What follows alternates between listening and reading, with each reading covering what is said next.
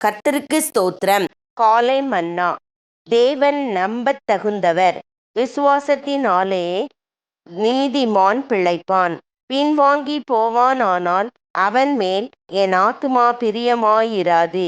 எபிரேயர் 10:38.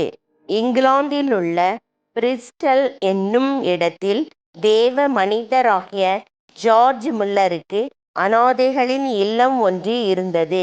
அதில் அவர் 1500 பிள்ளைகளை போஷித்து பராமரித்து வந்தார்.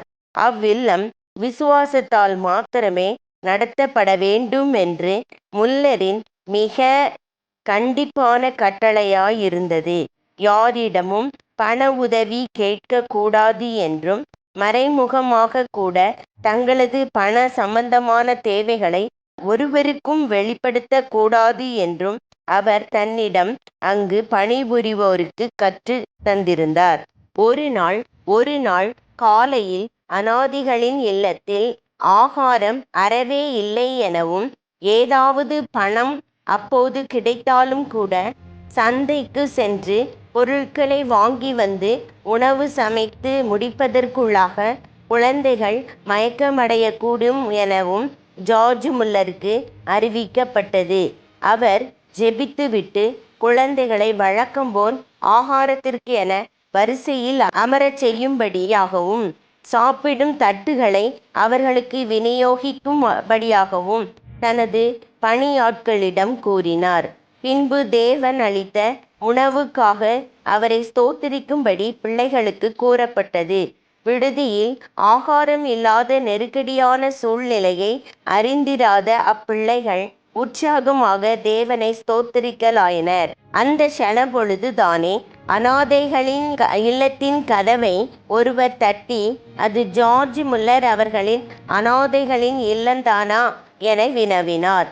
உணவு பதார்த்தங்களால் நிறைந்த பாத்திரங்களை சுமந்து வந்த குதிரை வண்டி ஒன்று வாசலில் நின்று கொண்டிருந்தது. அவ்வுணவு பதார்த்தங்களை எங்கே இறக்கி வைப்பது என அம்மனிதன் கேட்டார்.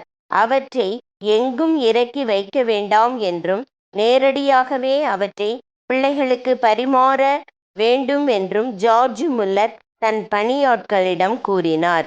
அன்று அது அவர்களுக்கு மிக அருமையான அருஞ்சுவையான விருந்தாக அமைந்தது.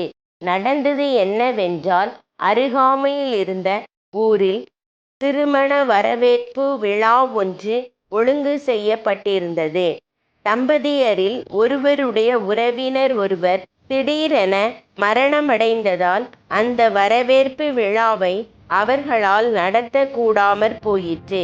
சமைத்த உணவை என்ன செய்வதென்று எண்ணி அவர்கள் திகைத்து கொண்டிருந்த போது, ஜார்ஜ் முல்லரின் அனாதைகளின் இல்லத்தை குறித்து அறிந்திருந்த ஒருவர் அவ்வுணவை அங்கு அனுப்பி வைக்குமாறு ஆலோசனை கூறினார்.